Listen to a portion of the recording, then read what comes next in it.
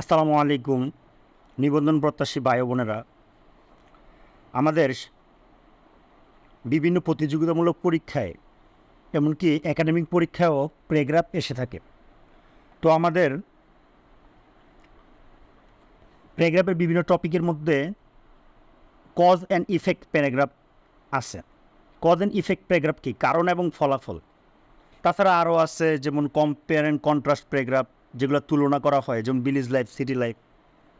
হ্যাঁ, আরও আছে আর্গুমেন্টেটিভ, ডিসক্রিপটিভ, এরকম বিভিন্ন ধরনের প্যারাগ্রাফের ধরন আছে। তো কজ অ্যান্ড ইফেক্ট প্যারাগ্রাফগুলো কীরকম? যেমন global warming, price hike, deforestation, gender discrimination, food adulteration, water pollution, drug addiction, dengue fever বা এনভায়রনমেন্ট পলিউশন, মানে দ্যাট মিনস করাপশন, এই রিলেটেড যে প্যারাগ্রাফগুলো হয় কজ অ্যান্ড ইফেক্ট প্যারাগ্রাফ। এখন প্রশ্ন হলো, এটা তো মোটামুটি সবাই পারে, তারপরেও আমার একটা আইডিয়া শেয়ার করতেছি যে মোটামুটি কীরকম শব্দ চয়ন করলে এটা ফ্রি হ্যান্ডরাইটিং লেখা যায়।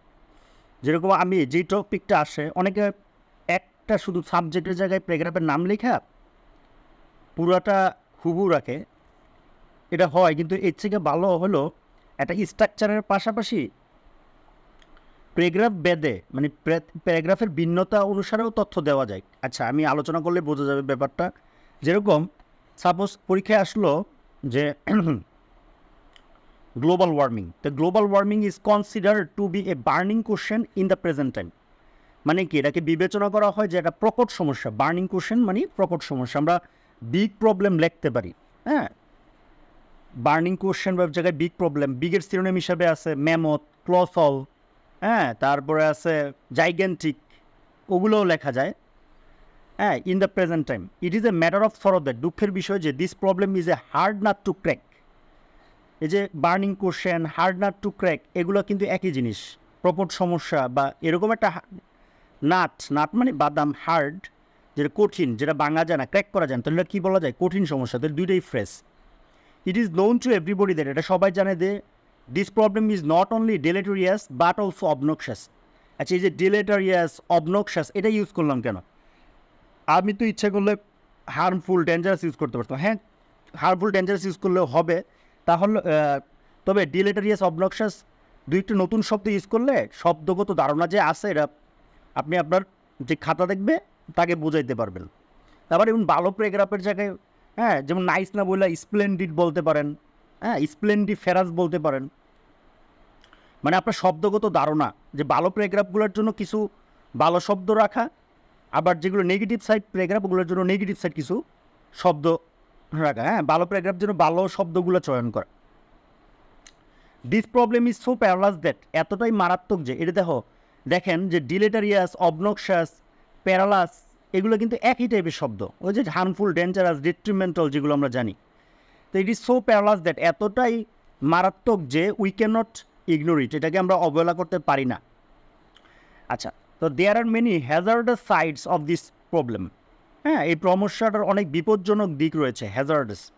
দ্য ফার্স্ট অ্যান্ড ফরমোস্ট, মানে কি সবচেয়ে প্রধান হ্যাজার্ডাস সাইড ইজ, এই যে আমি একটা গ্যাপ রাখছি, সবচেয়ে প্রধান ক্ষতিকর দিকটা কি এটা আপনি বলবেন প্যারাগ্রাফে। যেমন গ্লোবাল ওয়ার্মিং হলে কী ক্ষতি হয়, তারপরে প্রাইস হাইকে কী ক্ষতি হয়, হ্যাঁ, ডিফরেস্টেশন হলে, তো প্যারাগ্রাফ পেতে ভিন্নতা আসবে যে ক্ষতিকর দিক কী হতে পারে। The second hazardous side is, দ্বিতীয় ক্ষতিকর দিকটা কী। The third hazardous side is, তৃতীয় ক্ষতিকর দিকটা কী। তো প্যারাগ্রাফের মধ্যে ক্ষতিকর দিক অনেক, এই প্যারাগ্রাফ একটা স্ট্রাকচার, ফিক্সড স্ট্রাকচার পড়ে, কিন্তু আমার কাছে মনে হয়েছে প্যারাগ্রাফের ভিতরে তিনটা ক্ষতিকর দিক। এই যে আমি তখন hazardous side, first and foremost hazardous side, তারপরে the second hazardous side, the third hazardous side, এই যে ক্ষতিকর দিকগুলো বললাম, এটা আপনার প্যারাগ্রাফে একটু ভিন্নতা নিয়ে আসবে, কারণ আপনার আইডিয়া অনুসারে এটা কী ক্ষতি করে এটা আপনার বলতে পারবেন। আর যদি বেশি লিখতে চান, ফোর্থ, ফিফথও লিখতে পারেন। কারণ বেশি যদি সময় থাকে আপনার কাছে। তারপর অন দ্য আদার হ্যান্ড, মানে কি অপরদিকে, there are many reasons for this problem, এই সমস্যাটার অনেক কারণ আছে। ওয়ান রিজন ইজ, একটা কারণ হলো, হ্যাঁ, একটা কারণ বললেন কী কারণে এটা হয়। অ্যানাদার রিজন ইজ, আরেকটা কারণ বললেন, দ্য আদার রিজন ইজ। এরকমভাবে তিনটা ক্ষতিকর দিক বলার পর তিনটা কারণ বললেন। হ্যাঁ, হাউ এভার, যাই হোক, উইথ এ ভিউ টু, উদ্দেশ্যে, সলভিং দ্য প্রবলেম, আমরা জানি উইথ এ ভিউ টুর উপর বারবার আসলে আইএনজি হয়। সমস্যাটা সমাধান করার উদ্দেশ্যে we have to take some steps, আমাদের কিছু পদক্ষেপ নিতে হবে। হ্যাভ টু মানে তে হবে। ফার্স্ট অফ অল, প্রথমত, হ্যাঁ, অ্যাপার্ট ফ্রম দ্যাট, তাছাড়া, last but not the least, সর্বশেষ কিন্তু কম গুরুত্বপূর্ণ নয়। এই যে আমি ফার্স্ট অফ অল, হ্যাঁ, একটা সমাধান, তারপরে অ্যাপার্ট ফ্রম দ্যাট, তাছাড়া, last but not the least, হ্যাঁ, সর্বশেষ, এটা লিস্ট বানান হলো LEAST, এটা বানান ভুল আছে, LEAST লিস্ট, হ্যাঁ, যে last but not the least. তো এরকম তিনটা কারণ বলার পর তিনটা সমাধান লিখবো আমরা। এই কারণগুলোই আমরা যদি সমাধান করতে পারি, যেরকম গ্লোবাল ওয়ার্মিং কী কী কারণে হয় ওগুলোই আমরা সমাধান দিলাম।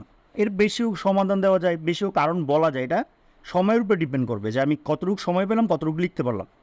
তা আমরা প্যারাগ্রাফটাকে প্রথম, হ্যাঁ, সূচনার মতো করে বইলা, কয়েকটা বাক্যে সূচনার মতো করে বইলা, তারপর তিনটা কারণ, তিনটা ক্ষতিকর দিক, তিনটা কারণ, এখন তিনটা সমাধান দিলাম। এরপর একটা উপসংহারমূলক, যে under the light off above discussion, উপরে আলোচনার থেকে, ইট ইজ ক্রিস্টাল লাইক, হ্যাঁ, crystal like clear to us that, এটা আমাদের কাছে পরিষ্কার যে, হ্যাঁ, ক্রিস্টাল লাইক মানে একেবারে স্বচ্ছ যে, this problem is really a mountainous problem. আমি ইচ্ছাগুলো বিগ, গ্রেট লেখা যায়, তাছাড়া আরও বিগের সিনোনিম কী আছে, জাইগেন্টিক, ক্লসল, ম্যামথ, এই সকল শব্দগুলো আমরা ইউজ করতে পারি। দ্যাট মিন্স আমার যদি কোনো শব্দগত ধারণা থাকে, সেটা আমি যদি ইউজ করি, হয়তো টিচার বুঝবে যে আমার কিছু শব্দ ধারণা আছে। তো ভালো প্যারাগ্রাফগুলোর জন্য আমরা কিছু ভালো টাইপের শব্দ, যেগুলো একটু আমরা বিভিন্ন বড় বড় প্রতিযোগী GRE GMAT পরীক্ষায় ইউজ করি, ওই রকম শব্দগুলো ইউজ করতে পারি। আবার নেগেটিভ সাইডের প্যারাগ্রাফে যে এরকম ওই যে আমরা ইউজ করলাম ডেলেটেরিয়াস, অবনক্সাস, প্যারালাস, হ্যাজার্ডাস, হ্যাঁ, এরকম নেগেটিভ শব্দগুলো আমরা ইউজ করতে পারি। সবার জন্য শুভকামনা। Thanks for watching.